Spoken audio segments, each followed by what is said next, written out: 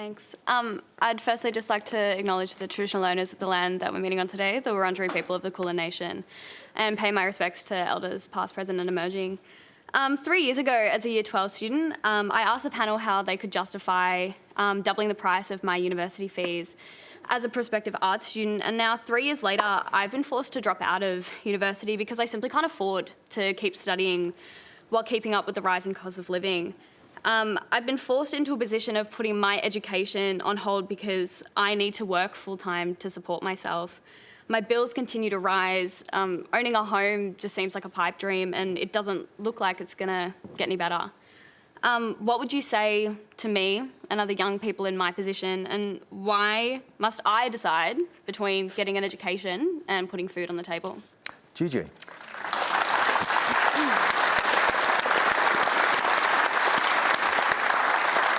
So thank you very much for your articulate exposition of your situation. I'm very sorry to hear it. And unfortunately, this is some of the consequences that we're seeing of the mismanagement of our economy over the last few years. We have spent hugely, as I said previously, for very, very little return, and on things that were never really predicted to even have much of a return. It was a religious expenditure. And in fact, there are many other things that have happened to us that we don't even really hear much about in the media these days that are other consequences of those mismanagements. For example, there are tens of thousands more Australians we've lost since the middle of 2021 than we should have by historical standards. And not all of those are COVID deaths by any stretch of the imagination. So what are they? Delayed lockdown deaths, deaths of despair, people who had crowded out cancer screenings now dying of cancer, vaccine side effects. What is it? This should be front page news in every Australian paper, but you don't hear about it. And we know that the decisions made during that period were for politics, not for health. And how does that play into Bella's situation? These decisions are the ones that she is feeling the consequences of right now. The politics in the UK, which is what's coming through in the Matt Hancock WhatsApp files, the lockdown files that's being published in the Daily Telegraph, whole bunch of messages from this guy who was doing policy in COVID showing that it wasn't about public health promotion. Those policies created the economic crisis that we are now living through, that you are now living through, and you are paying the price, unfortunately. To be fair, Gigi, yes, I understand the expenditure with COVID, but the cost of living and housing affordability, that particularly in Sydney and Melbourne, that has been as a result of government policy for years, like negative gearing, housing supply. This isn't because of COVID. Housing supply is a big problem, and I totally agree, and I think the government should be building housing, and it doesn't want to because it's too hard, right? But government should be doing that. We should fix the housing supply problem. We should be holding the developers to account to actually develop quickly when they get the rights. But the COVID problem was dealt with so poorly now that we have created an inflationary environment where house prices are going up, but so are food prices. House prices are coming down though as interest rates are going up, isn't that the case? Well, mortgage payments are going up, right? So housing costs, which is what you're feeling, right? I mean, rental market is also going up. I might go to you, Billy, on this as well. What are you seeing in the UK? Because you've been through a bruising time as well with runaway inflation. There are people in the UK who are wondering whether do I heat my house or do I eat. And we've got a growing wealth gap around the world as well. What are you seeing there, and are you seeing signs of it here when you visit? Well, I don't think it's anything to do with the pandemic. I mean, in our country, the government had to act in the common good, and sometimes you have to do things in the common good that cost money for the benefit of the majority of people. So I don't think you can blame it onto that, Gigi. But there has been a big problem over the last couple of years. Again, as you mentioned, with the lack of housing, we don't have enough houses, and wages are not keeping up with inflation. And obviously, the price of heating oil, the price of petrol, because of the war in Ukraine, has had an effect on our economy, plus the fact in 2016 we voted to impose tariffs on ourselves, and that didn't work out very well either. So with all those things taken together, our young people who have for 2 decades at least now have struggled to get into the job market and to get a decent living and get into the housing ladder are suffering even more. And I think we have very good grounds for making education something that's free at point of need. It's certainly something I'd like to see in my country. I don't know how it would play over here, but it was certainly to send our young people into the world without a huge debt hanging over their heads. I think that would be a positive thing. Bella, you actually ran for Parliament, didn't you, at the last election for the Greens? Is that something you're still considering in the future? What's your future look like right now? Well, the last time that I asked a question, I That was a few years ago, wasn't it? A few years ago. It was 3 years ago. I asked how the Liberal government could justify increasing, like doubling my uni fees.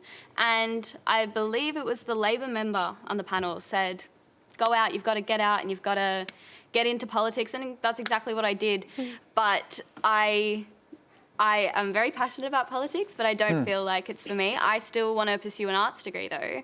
So that's the thing as well. I can't afford to go to uni, but once I finally somehow do get the money to do it, I'm now in $50,000 worth of debt. And so I don't know how to escape this. You know, it's just constantly $50,000 worth of debt and being an artist.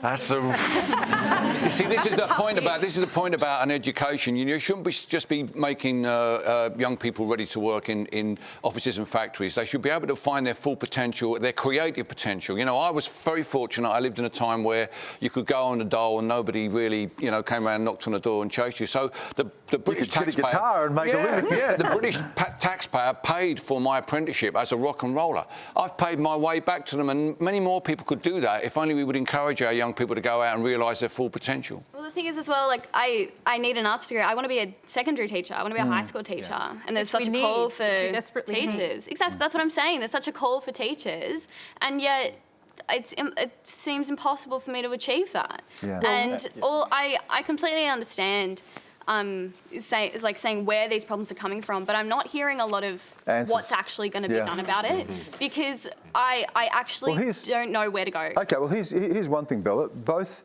politicians here come from parties committed to actually giving tax cuts to the richest people in the country. Josh, are you going to repeal stage 3 tax cuts so that people like Bella can go to school? Yeah.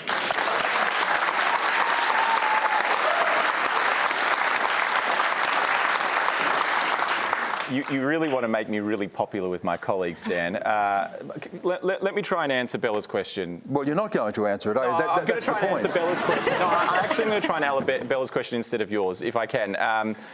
Bella, I was an arts student as well, and I really hope you can get back there and finish your degree. And it's really important. We do need good quality teachers. We also need quality people in politics. But putting that aside, there's 2 parts to this, I think. One is about how do we make university more affordable, which is a really important question.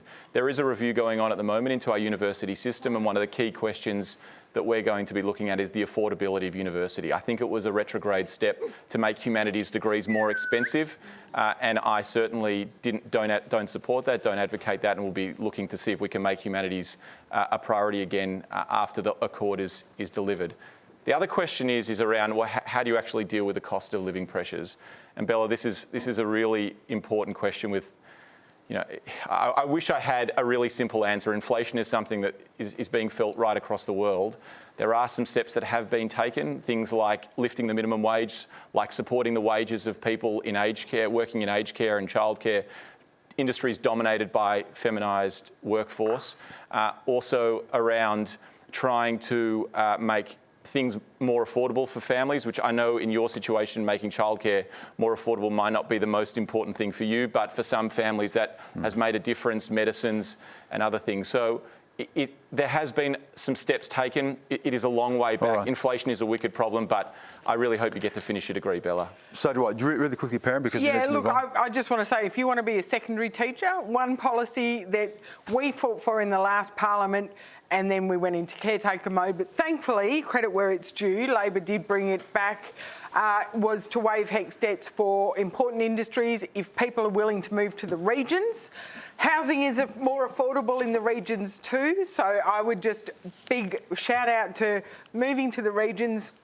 If you get your degree and you commit to a 4-year stint in the regions, your HECS debt is waived. So consider that as an option for your future, and you'll move out there, you'll love it, you'll never come back to the city, and you'll help increase our Bella, we'd love to see you teaching, and we'd love to see you back here again asking another question. Thank you again for that.